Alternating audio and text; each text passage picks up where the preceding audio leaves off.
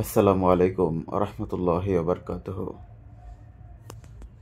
আজকে দ্বিতীয় পর্ব শুরু করছি। আমরা প্রথম দিনের ভিডিওতে মোটামুটি একটা বাজার সম্পর্কে জানানোর চেষ্টা করেছি। আজকে আমাদের গন্তব্য হচ্ছে আমাদের যেখানে আমরা যেখানে আসছি সেখান থেকে তার পূর্বে আরেকটা খাল রয়েছে, সেখানে আমি যাব আমার বন্ধু মিলে। দেখতে যাব আসলে খালটার সৌন্দর্য বা খালটা কী অবস্থায় রয়েছে। আমি চেষ্টা করব আপনাদের মাঝে দেখানোর জন্য। যাই হোক, আমরা হাঁটতে হাঁটতে সামনের দিকে এগিয়ে যাচ্ছি। এখানে দেখতে পাচ্ছেন পাশে কলই নামে একটা ফসল হয়, এটা লাগানো আছে, আর সাথে ঘাস আছে। এগুলো গবাদি পশুর জন্যই এখানে মানুষজন চাষ করে এগুলোকে। সামনে একটা মরিচ ক্ষেত দেখা যাচ্ছে একটি।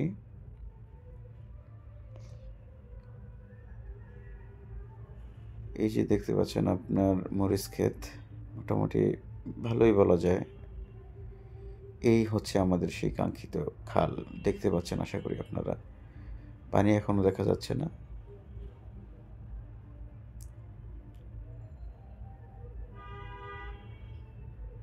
যাই হোক, এই হচ্ছে খাল। আমি আস্তে আস্তে কিনারে যাচ্ছি, কিনারে আসলাম। দেখতে পাচ্ছেন সামনে হাঁস কিচিমিচি করতেছে।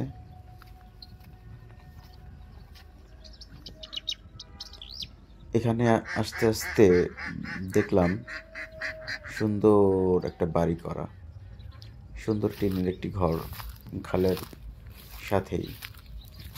অনেক সুন্দর, আপনাদেরকে আমি দেখানোর চেষ্টা করছি।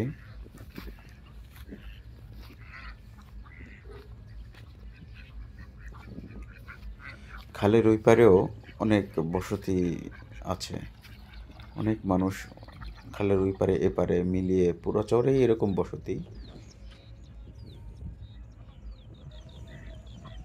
দেখতে পাচ্ছেন, জুম করলাম, একটা গরু দেখা যাচ্ছে, একটা ছেলেকে দেখা যাচ্ছে, শিশু। চরের যেখানে যেখানেই তাকাবেন সেখানে গরু পাবেনই, গরু ছাগল মহিষ এগুলো পাবেন। এখানে যে বাড়িটার কথা বলছিলাম, এই যে দেখতে পাচ্ছেন সেই বাড়িটা, টিনের একটি ঘর, অনেক সুন্দর। সামনে তারা হাঁস পালন করে। সামনে গেলাম উঠান, বাড়ির সামনে। এখানে একটি মেয়ে গজল গাইতেছে, দেখি শুনি।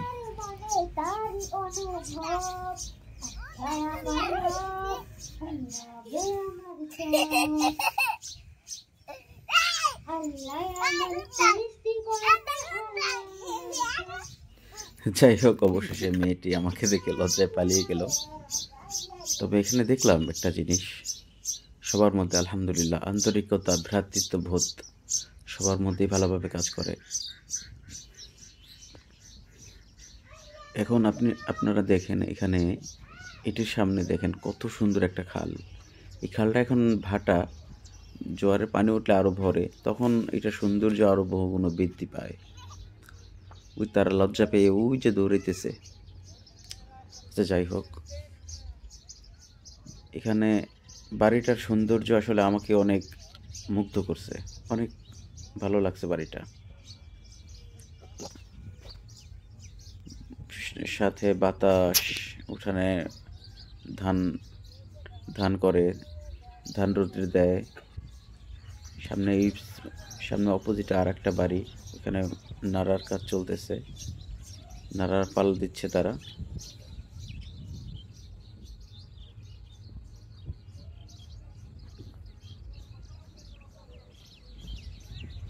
যেখানেই তাকাবেন সেখানেই বসতি। ওই যে বাচ্চা বাচ্চা ছেলেরা বসে বসে কি যেন করতেছে, কোনো কাজই হবে। সাথে গরু দেখতেছেন, সব জায়গায় নাড়াপালা গরু, এগুলা আসলে জীবন চরের মানুষের।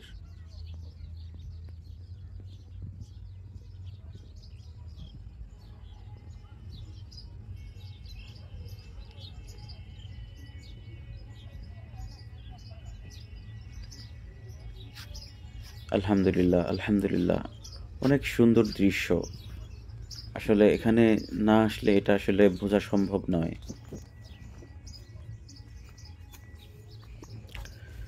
তো আমরা একটু সামনের দিকে এগোচ্ছিলাম।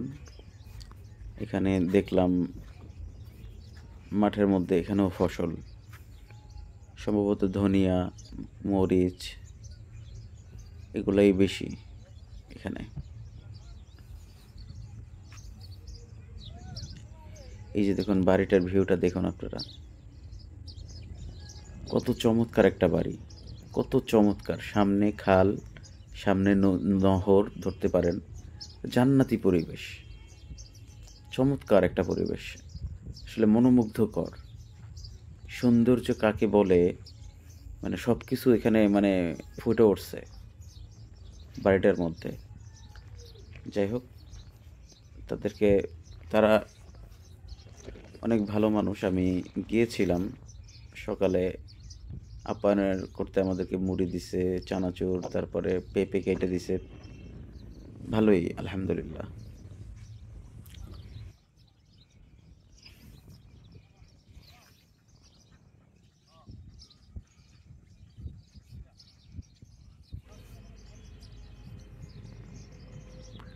তো আপনারা তো দেখতেই পেলেন চারিদিকের দৃশ্যগুলো।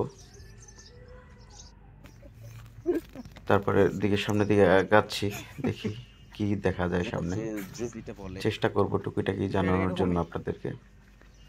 আপনি এইটার কোয়ালিটি বুঝছেন কি? আস্তে আস্তে যাচ্ছি আমরা। ভিডিও হচ্ছে একবার প্রফেশনাল।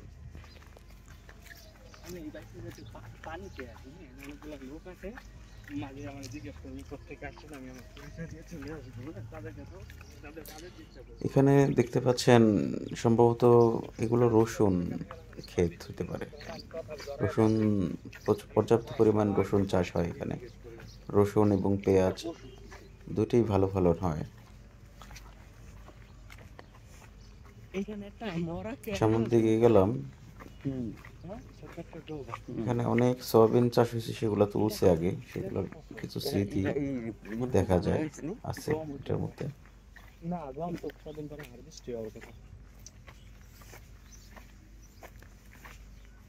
ওই বাড়িটার আমরা পিছন দিকে আর কি আসছি, পিছন দিক থেকে দেখার চেষ্টা করতেছি আসলে এখানে আসলে বিষয়টা কি। এই যে আমাদের হাতের বামে দেখতে পাচ্ছেন একটা শুধু ঘাসের জমি। এই জমিটার মধ্যে শুধু ঘাস চাষ করে গরু এবং ছাগলের জন্য, আর কিছু এখানে চাষাবাদ করে না। মোটামুটি অনেক বড়। এই ঘাসগুলো আসলে এখানে একবার রোপণ করলে পরবর্তীতে আর রোপণ করার প্রয়োজন হয় না, ওই বীজ থেকেই অটোমেটিক ন্যাচারালি জন্মায় এগুলো।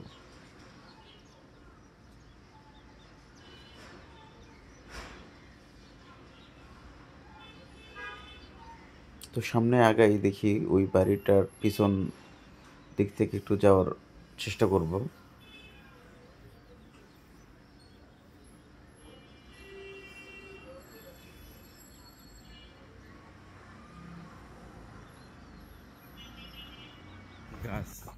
প্রথম সমস্যা তো ভাবছি ওই বাড়িটার দিকে আবার একটু যাব, পিছন থেকে দেখানোর চেষ্টা করব, দেখবো আর কি। এটা যখন তারা বাড়ি ভিটি খাড়া করছে তখন সম্ভবত এখানে মাটি কাটা হয়েছে, সেটারই চিহ্ন আর কি। যাই দেখি বাড়ির ভিতরে কি আছে। বাড়ির পিছন সাইড মুরগি খাবার খাচ্ছে।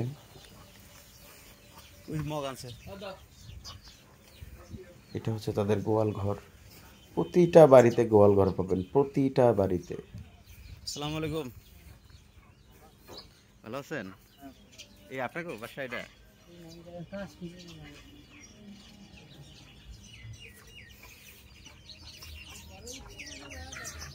এখানে একটা বড়ই গাছ। যাই হোক, আমরা এখান থেকে এখন চলে যাওয়ার সিদ্ধান্ত নিয়েছি। আমার ভাইয়ের খামার থেকে কিছু কলা দিবে আমাদেরকে, তো ওগুলো আর কি নিজেরা কাটবো আজকে ভাবছি। তো ওইখানে যাবো কিছুক্ষণের মধ্যেই। তা চলুন আছে না আমরা কলা খেতে ও নিয়ে আসছি। ওরে দেখতে হবে ও ভ্যানিশের পথে যদি যাওয়ার উদ্দেশ্য হয় তাহলে কলাটা দেখতে কাটতে থাকুন। হয়। এটাও চাইলে কাটা যায় কিন্তু অত ইয়া না। আচ্ছা চলেন যেটা কলা বাসায় নিয়ে রাখলেই বাঁধবো যত ছোট করাই ছিল। এটা কাটবো। দেখেন এটার মাথার জিনিস আর ওইটার মাথার জিনিস এক না।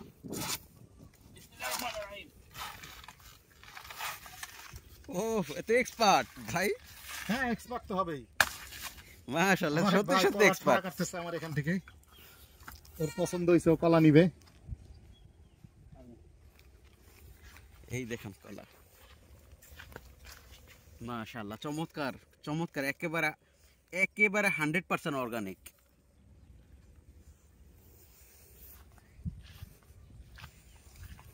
এটা হচ্ছে আমার ভাইয়ের ঘের, চমৎকার একটা পরিবেশ এখানে।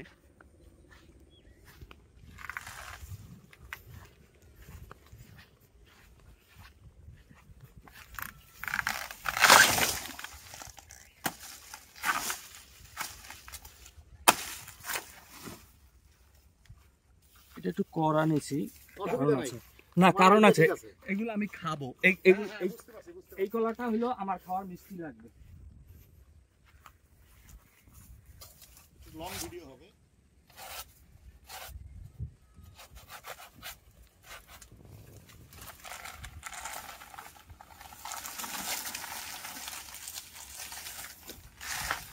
কাছে যায় আও নাই হ্যাঁ মানে পোজ দিতেই হবে। বডি দিব, বটি না, এগুলা কাছি দা কাছির কাম, এগুলা বটির কাজ না। আমার তো আমার বাড়িতে আমার মুলাদির বাসায় আপনি কাছি পাবেন। আমার একটা কাছি আছে, আমার এখানে অনেকগুলি কাছি আছে, কিন্তু কাছি ধার দেওয়া ওরকম নাই। টান দিলে কল্লাও ছুঁয়ে যাবে। ওটা কি কাছি ভাই? হ্যাঁ এত দাঁড় স্পেশাল বানানো আমার সুধীর আচ্ছা। কর্মকারের দোকান তুলে আসাদুলের নাকি বানায় দিত জিনিস।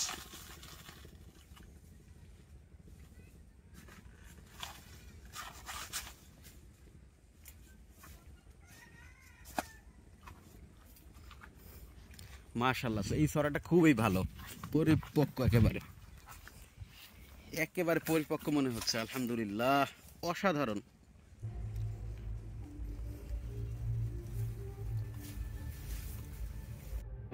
আমরা পরবর্তীতে আরও অনেক কলা কেটেছি, হয়তো সামনে সুযোগ পেলে আপনাদেরকে দেখাবো। তো কলা কাটার পরে আমরা আসলে ভাবছি এখন গোসল করব। এখন দেখলাম খালের পানি নাই, একেবারে কমে গেছে। তো গোসলটা হয়তো কলেই করতে হবে।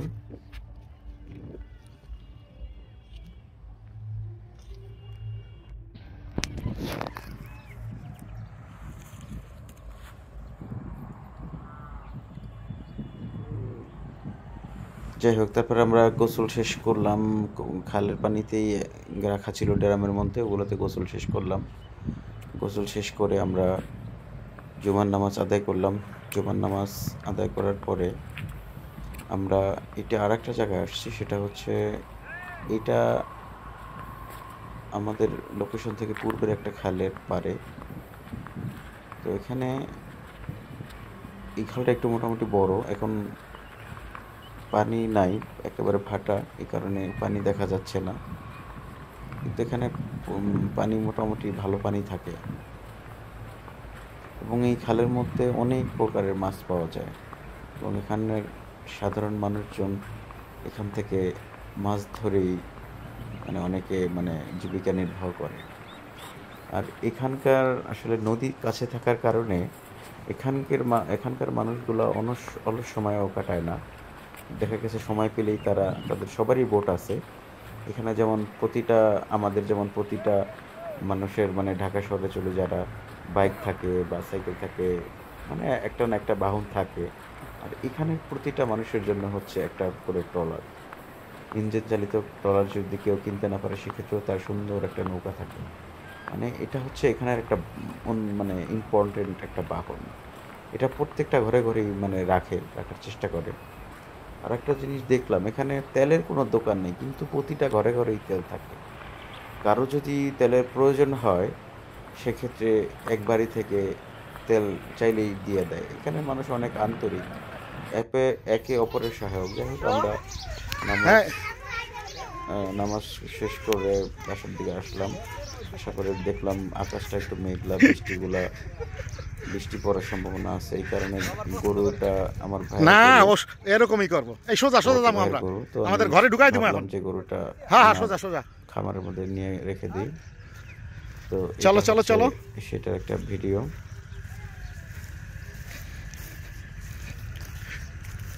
দেখতে থাকুন, যাচ্ছি।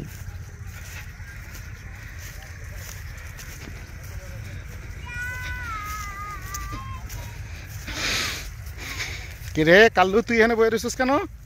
আয় আয় ঘরে আয়। ওই কোনো ইন্দুর দেখছে বুঝছো? হ্যাঁ ইন্দুরে ধান্দা বসে রয়েছে। আসতেছি তোমার কাছে, আইতেছি। আওয়াজ দিতেছো? হ্যাঁ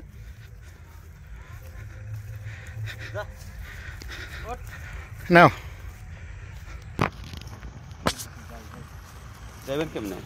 তো আমরা ভাবছি আমাদের মাশাআল্লাহ চরে খুব সুন্দর কফি হয়েছিল, বাট শসা, তারপরে সেটা হারভেস্ট হয়ে গেছে।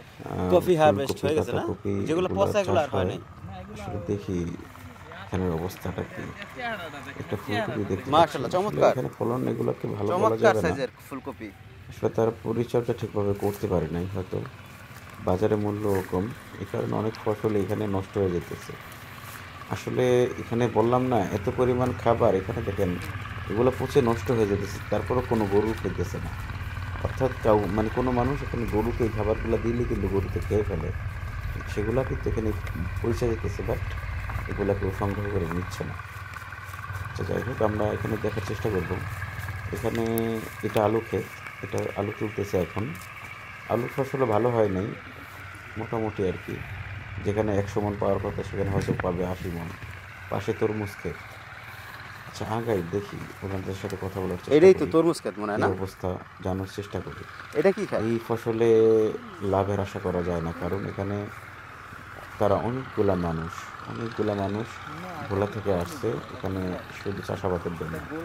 একজনের এটা আলু? 25,000 থেকে 30,000 আলু কি হয়ে গেছে? কোম্পানি এগুলো দিয়ে রাখতেছে তাদের। এটা কি গোল আলু না? কই আলু কই? তারা 10-15 জন মিলে এখানে থাকে, একটা শেড তৈরি করে। সামনে আপনাদেরকে দেখানোর চেষ্টা করবো। আমি দেখি আঙ্কেলের সাথে একটু কথা বলার চেষ্টা করবো। কতটুকু ছিল আলু? হ্যাঁ, এটা তো হলো না। ও আচ্ছা, আমরা তো আবার এই আলু, এটা তো স্টক করা যায়। এই আলুটা এই আলুটা সামনের বছর যদি আবার বীজে লাগায়, এই আলু লাগাইলে ভালো ফলন পাওয়া যায়। আলু মার্কে আলু লাগাইছেন কি আপনি নিজেই? আমরা নিজেরই মালিকটাকে এই যে এই কয়খানি জমি এখানে? 7 কেজি। এই 7 খানি লিজ নিছে সেই লোকটা কই? আপনি নিজে? তাহলে মিলে সবাই? এনে নাই। এনে নাই। অনেকটারে চিটাং শুনছেন? চট্টগ্রাম। যেখানে ইনভেস্ট করতে সে কিন্তু এখানে নাই, চিটং এ। চট্টগ্রাম। এই জমি আমাদের ঠিক করে দিছে। গত 20 লাখ টাকা ধরা গেছে, এইবার খাইবে আরো বেশি, এইবার কি করতে হয় না। আচ্ছা, এই আলু খারাপ হওয়ার কারণ কি? আলুর টেম্পার গেছে। টেম্পার গেছে কি কারণে? যেমন আলু টেম্পার গেছে না কি বীজ মনে এরকম আছে ভালো ভালো করে না বীজ খারাপ। বিছুন ভালো না। দ্বিতীয়ত হলো আমরা আলু টেম্পার গেছে। আমরা আইনা যেমন 5-6 দিনের মধ্যে লাগে, এই আলু লাগাইছে ধরেন 22 দিন 23 দিন পর, তাহলে আলু টেম্পার গেছে কেন? আলুর টেম্পারে গেছে আর বীজও ভালো না, এই কারণে মাইটটা বেশি খায় গেছে। যাক, পাশে তরমুজ ক্ষেত দেখতেছি, ক্ষেতে কাজ করতেছে কারা? বুঝলো আমার বলে দিই। নামাজ পড়ার ব্যবস্থা আছে? এই যে আলু কিছু ওই সাইডে বস্তা লাগছে আমার তো আমরা যাক আলহামদুলিল্লাহ, নামাজ পড়ার জায়গা থাকলে গেছে। কয় টাকা দাও আমরা ওই জায়গায় নামাজ আপনার এখনো বাকি আছে কয় মিনিট আছে অনেক। 8টা থেকে 6টা। এটা কি তরমুজ ক্ষেত না, দেখলাম না? এইটা তরমুজ গাছ, এটার মধ্যে মানে আলু মারি গেছে তো, পরে হিসাব করে আলু মারি গেছে, পরে তরমুজের চারা লাগিয়ে দিছে। আলু উঠে দেবে এই যে তরমুজের চারা বোঝেন, যেই জায়গাটা খালি খালি জায়গাটা, এই যে এই তরমুজ চারা, এই এটাতে ফরমুজ ভালো হবে ইনশাল্লাহ। একটা আলুতে মার খাইছেন না, এটাতে ইনশাল্লাহ আশা করা যায়। খিল থাকবো কি রে, চারা তো আছে, চারা লাগিয়ে দিছি। হ্যাঁ ভালো হয়েছে। এটা যে এরিয়া আইবো ওইটার পরে আসবে, এটা জেরে লাগবে, জেরেলে দাম কম পাওয়া যাবে দাম না? বেশি পাবে। ওখানে থাকবে না। যদি আপনার খরা হোক না হয়, রোদ হয়, হ্যাঁ তাহলে দাম পাবে।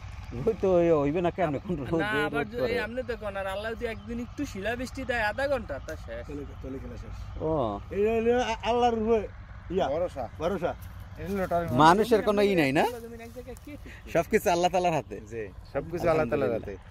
আলহামদুলিল্লাহ বোঝার জন্য ধন্যবাদ সবাই বুঝদান করুক সঠিক বুঝ। সম্পর্ক ভালো না গেছে বছর লইছে এটা আমরা এটা 30 কেজি লইছে 30 কানি মানে এই ফাঁকা জায়গাটাই এই যে চটটা দেখেন যেটা এই এটাই আচ্ছা ভাই 30 কানি জমি যে নিছেন টোটালে মানে কত টাকা লস করছেন লাভ তো হয় নাই শুনছি লাভ হয় না 25 লক্ষ 26 লক্ষ টাকা লস করেছে এবার কত লস হইতে পারে মনে করেন এখানে এইবার তো লস কানতে দিকে দিকে না না এবার ব্যাকআপ হয়ে যাবে এখানে এইটাই ভালো টাকা না পাইছে এটা ভাই না কেন? এটা ধরা দাম পাই না আপনারা কিছু গরু নেন না গরু পালেন না কা কোম্পানি যদি গরু না কিনে আমরা তো আর কিনতে পারি না ভাই এটা তো গরুর একটা মানে ভালো একটা খাদ্য কোম্পানি যদি কিনে বাজার করে দেয় আপনারা বলবেন আপনারা ফসল হয়েছে দাম পাইনি আপনারা 60 টাকা 8 টাকা কেজি খরচ গেছে 30 টাকা আবার ওই যে ফুলকপি আছে না ফুলকপি গেছে হচ্ছে ফুলকপি বেচে গেছে ওই বাত বুঝলেন না মালিক আপনি কোম্পানি করতে হবে যে দেখেন আমরা এখানে আছি এইটা হলো যদি আপনারা আমাকে 10টা গরু দেন এই যে এটা গরু দিয়ে কিছু লাগে না এই ক্ষেত্রে নারা কি করছেন আপনারা এগুলো ধান করি না এগুলো খিলা ছিল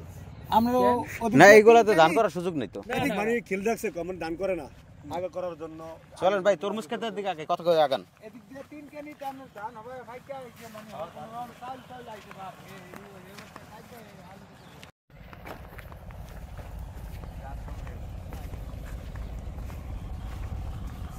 ওয়ালাইকুম সালাম ভালো আছেন আসলাম আপনাদের এখানে তরমুজ ক্ষেত করতে গতবার তো অনেক লস দিছেন যে অনেক লস এবার কি অবস্থা এবারও বেশি ফুলকপি পাতাকপি করছো তোরা ভালো না আলু তো দেখলাম অল্প সামান্য কিছু ফলন আলু অনেক মার গেছে আর পরে আমরা টমেটো করছি টমেটোর দাম নাই টমেটোর দাম নাই ফুলকপির দাম নাই এগুলার দাম নাই আর ভাই যে শসা করছি শসা এককারি দাম কম শসা অনেক টাকা ধরা লস কোম্পানি আসলে কৃষকরা দাম পায় না শশা খাওয়া যাবে না শশার মধ্যে মেডিসিন দেয় মানে পোকার ছত্রাকনাশক পোকা ওগুলো খাইলে মারাত্মক ক্ষতি হবে